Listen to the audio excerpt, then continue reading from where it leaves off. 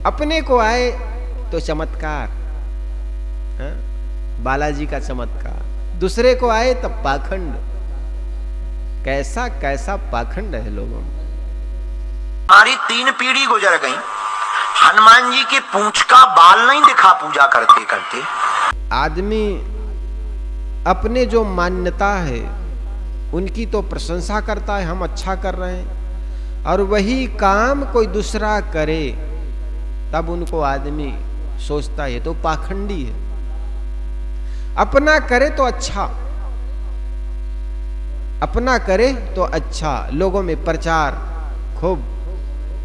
एक शास्त्री वे कहते हैं, मेरे दादाजी को आज से 3 पीढ़ी पहले मेरे दादाजी तो थे, उनको हनुमान जी दर्शन दिए। वे कहते हैं कि मेरे दादाजी दर्शन हुआ, दादाजी ने 125 करोड़ बार हनुमान चालीसा जब पढ़े। सन्यासी बाबा को क्या चाहते हो? पहले हमारे सन्यासी बाबा जो दादाजी के दादाजी, हमारे ग्रैंडफादर के ग्रैंडफादर, उन्होंने 125 करोड़ हनुमान चालीसा का पाठ किया था।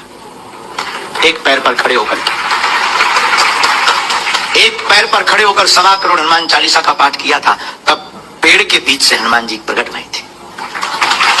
ये वृक्ष से बालाजी प्रकट हुए थे, और प्रकट हुए ना तो हनुमान जी ने कहा, कहो सन्यासी बाबा को क्या चाहते हो? सन्यासी बाबा ने कहा कि कोई आपकी कृपा से उपकार होते रहे, लोगों का कल्याण होता रहे, जनमानस का भला होता रहे। हनुमान जी बोले, जाओ, तुम्हारी पीढ़ी दर पीढ़ी हमारे यहाँ सेवा करेगी, और जो भी बागेश्वर धाम का नाम लेगा उसका जय जयकार हो जाएगा।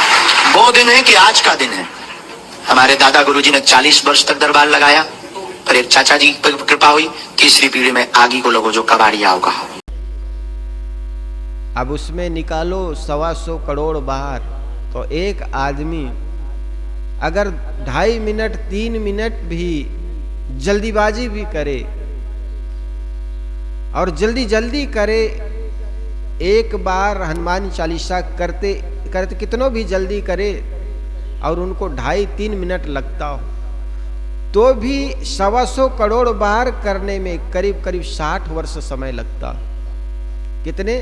60 वर्ष लगता। वो भी जन्म से वो करते रहे। अब उनके पोता ये शास्त्री है, तो इसका मतलब इनके माँ बाप भी थे, इसका मतलब उनके दादा के बाल बच्चे थे। अब बाल बच्चा या अपने जीवन के बचपना में तो 20 वर्ष 18 वर्ष तो आदमी को कुछ शुद्ध होता नहीं, और फिर शादी हुई होंगे, फिर बाल बच्चे देखे होंगे, उसके लिए वो कुछ कर्मकांड करते, पुरोहितों का काम करते रहे होंगे। तो 60 वर्ष इतने तो नहीं बोलना चाहिए, थोड़ा कम झूठ बोलना चाहिए, लेकिन इतना झूठ उसने बोला कि मेरा दादाजी 125 करोड़ बार हनुमान चालीसा करे, तो हनुमान जी ने दर्शन दिए और कहे, बेटा इस द्वार से कोई खाली हाथ नहीं जाएगा। मैंने उनके व्याख्यान सुना, और फिर तब से कोई यहां से आदमी खाली हाथ नहीं जाता। और स्वयं कहता है, मैं बहुत गरीब था, दरवाजे पर मैं लोगों के भीख मांगकर अपने जीवन गुजारा करता, और ठटके से कहता है, हम पंडित हैं, भीख मांगना भीख लेना हमारा काम था। अपनी जिंदगी में बहुत सहा है, बहुत सहा। अपने जीवन काल में हम जहां रहते हैं, छतरपुर जिले में हमारा गांव है, गड़ा गांव। गड़ा गांव छोटा सा गांव है, अब तो ठीक है, छोटा सा गांव। पिताजी तो हमारे कुछ करते नहीं थे। हमारे जीवन का एक वाकया है जो हमें बार बार याद आता है। हमको रही होगी हमारी अवस्था 8-9 साल की। हमने अपनी माताजी से कहा, माताजी स्थिति तो बड़ी बेकार है, भिक्षा मांग करके हम गांव में जाते थे, भिक्षा मांग कर लाते थे, उसी से भोजन बनता था। कई बार तो चावल की रोटी खाकर दिन गुजारे। हम अपनी सत्य घटना बता रहे। एक कपड़ा पहन करके हमने सवा महीना निकाला। हमने माताजी से कहा, माँ हमारे मन में इच्छा है कि हम वृंदावन में भागवत पढ़ने जाएं। मां बोली ठीक है।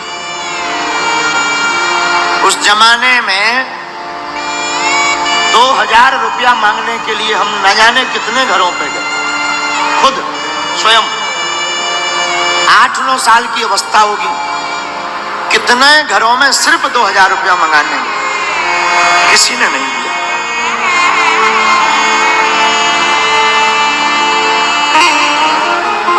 आज भी वो दिन याद आ जाते हैं। बन जाते हैं लाखों रिश्ते, जब पैसा पास होता है टूट जाता वो रिश्ता गरीबी में जो सबसे खास होता है। मांग कर खाना। अरे भाई, तुम्हारे दादाजी को दर्शन दिए और कहा गए कि इस दरवाजे से कोई खाली हाथ नहीं जाएगा, तुम गरीब कैसे हो गए? एक बात। दूसरी बात, मुझे हनुमान जी आते हैं, हनुमान जी आते हैं और पर्चा लिखते हैं। पर्चा लिखना मतलब किसी के भविष्य को बताना। दादाजी तुम्हें आते, हनुमान जी तुम्हें आते हैं, तुमको दर्शन देते हैं, ये बात ठीक। लेकिन दूसरे को हनुमान जी आए तो गलत। एक आदमी को हनुमान जी आता है, उनका खंडन करते हुए कहा, हम 7 पीढ़ी से हनुमान जी का पूजा कर रहे हैं, उनके पूंछ का भी बाल नहीं दिखा। हमारी 3 पीढ़ी गुजर गई, हनुमान जी के पूंछ का बाल नहीं दिखा पूजा करते करते। दादाजी के दादाजी, हमारे भी उम्र के 27 साल हो गए सेवा करत करत, पूजा करत करत। मुगदर धने हनुमान जी धने बागेश्वर धाम पे, जहाँ बालाजी प्रकट भय वहीं हम रहते हैं। हनुमान जी की पूंछ का बाल नहीं दिखा, और कई लोगों पे हनुमान जी आ जाते। क्या गजब तमाशा चल रहा है। देखो तो इन मूर्खों को, देवी आ रही हूं मैं काल, तू काली तो हम महाकाली। चल, कहां चल रहा? बेफिजूली की बात है। किसी पे देवी मांगो तो इन मूर्खों को, देवी आ रही हूं मैं काल, तू काली तो हम महाकाली। चल, कहां चल रहा? बेफिजूली की बात है। किसी पे देवी और इनको हनुमान जी आ गए, ये सब पाखंड है। वो स्वयं कह रहे हैं, अपने को आए तो चमत्कार, बालाजी का चमत्कार, दूसरे को आए तो पाखंड। कैसा कैसा पाखंड है लोगों में। अपने को आए तो चमत्कार, दूसरे को आए तो पाखंड, और दोनों वही पाखंड में लिप्त है। किसी को भगवान आएगा। पहली बात तो जिस ढंग से व्यक्ति ने सोचा तथाकथित भगवान, हनुमान जी, बालाजी, राम जी, ऐसा कोई किसी को नहीं आता। व्यक्ति सुंदर सदाचारी हो, सही पथ पर चलता हो, उनका जीवन निर्मल होगा, मन निर्मल होगा। कोई भगवान ऐसे ऊपर से नहीं आएगा। गोस्वामी तुलसीदास जी महाराज ने कहा, निर्मल मन सो मोहि भावा, मोह कपट छल छिद्र न भावा। जो व्यक्ति का मन निर्मल हो गया, कहीं पर वे नहीं लिखते कि आदमी के भगवान भविष्य जान जाता। जिस व्यक्ति में भगवान प्रसन्न हो जाता है, दुनिया के कोई ऐसे साहित्य में किसी ने नहीं लिखा कि जो व्यक्ति भगवान जिससे खुश हो जाते हैं उस व्यक्ति दूसरे के भविष्य बता दे। दुनिया के किसी भी शास्त्रों में नहीं लिखा गया। लेकिन ये पाखंड व्यक्ति को, लोगों को बेवकूफ बनाने के लिए, लोग बेवकूफ बनने के लिए खड़े हैं। और हर आदमी के अंदर में एक लोभ है, बिना कुछ किए सब कुछ मिल जाए, और हम अपने भविष्य की बातें कम से कम पहले जान जाएं। जिज्ञासा होती है हर माँ बाप के मन में कि मेरा बेटा आगे चल करके क्या बनेगा, मेरी बेटी कैसे घर में जाएगी, मेरा भविष्य आगे कैसा रहेगा। और भोली जनता ऐसी बातों में फंस जाती है। हम पूजे तो हम सोचते हम अच्छा कर रहे हैं, दूसरा करे तो पाखंड। ये बात अच्छी नहीं। सत्य ज्ञान तो सबको होना चाहिए। ये संसार की चीजें बनती और बिगड़ती रहती है। दुनिया में कोई ऐसी मूर्तियां नहीं जो अनादिकाल से पूजा आए हो। मूर्ति की पूजा तो करीब 2500 वर्षों के बाद ही महात्मा बुद्ध से चालू हुआ। उनके पहले वेदों में मूर्ति पूजा नहीं। और आजकल पाखंड चली है कि हम भगवान को खुश कर दिए, हनुमान जी मेरे शरीर में आते हैं। कोई कहता है देवी आती हैं, कोई कहता है नहीं स्वयं भौमिया आता है, वो भौमिया को पूजे जा रहे हैं। उनका भी एक तिथि आने का टाइम होता है, और होता है तो उनके पास लोग हाथ दिखाते हैं। बेकार की बात है। अरे भाग्य की हथेली क्या दिखाते हो? उनके भी भाग्य होते हैं जिनके हथेली नहीं हुआ करते, हाथ कट जाया होते। इसलिए किसी के सामने किसी अपनी भविष्य मत पूछो। जो होगा सो देख आ जाएगा। पहले से जान करके क्या करोगे? जो बातें कल होनी है उसको आज जान करके सिवाय अपने दुख को बुलाना है। इसलिए जो भविष्य है वो वर्तमान के रूप में आएगा, तब उसको देख लेना। पहले की जानने की चेष्टा ये महामूढ़ता है। इसलिए कभी किसी के से भविष्य मत पूछो। अपने भविष्य वर्तमान के रूप में जब आएगा स्वयं देख लोगे। अच्छा होगा या बुरा होगा जान करके करोगे भी क्या? जब वर्तमान में जितने आए हैं उसी से आप दुखी हैं, तो भविष्य की सारी बात आपको जानने में आ जाए तो और ज्यादा दुखी हो जाओगे। इसलिए वर्तमान में जो है उसको केवल जीते जाइए, अच्छे मार्ग में अपने जीवन को लगाते चले जाइए, फिर तो आगे और सहज होता चला जाएगा, सरल होता चला जाएगा। इसलिए किसी शायर ने कहा, कर्म तुम्हारे अच्छे हैं तो किस्मत तुम्हारी दासी है। धर्म तुम्हारे अच्छे हैं तो घर में मथुरा काशी है। कर्म धर्म दोनों अच्छे तो जीवन बना अविनाशी है। कर्म धर्म दोनों खराब तो गले में यम की फांसी है ना? वर्तमान को सुधारो, अपने कर्मों को सुधारोगे भाई, तुम पर जुल्म है न ईश्वर खुदाई। तुम अगर वर्तमान को सुधारते हो तो आगे भी अच्छा ही होगा। किसी शायर ने तो बड़ा अच्छा कहा, खुद ही को कर बुलंद इतना कि हर तकदीर के पहले खुदा बंदा से पूछे बता तेरी रजा क्या है। तुम भविष्य जानने की बात करते हो, भविष्य बताने की बात करते हो। अरे खुद को इतना बुलंद कर दो। यद्यपि तुम्हारी किस्मत को लिखने वाला कोई दूसरा नहीं है, तुम खुद अपने भाग्य के विधाता हो, तुम अपने भाग्य के निर्माता स्वयं हो। तुम्हारे भाग्य कोई लिखने नहीं आता, तुम्हारे कर्म कमाई ही तुम्हारे भाग्य बन जाता है।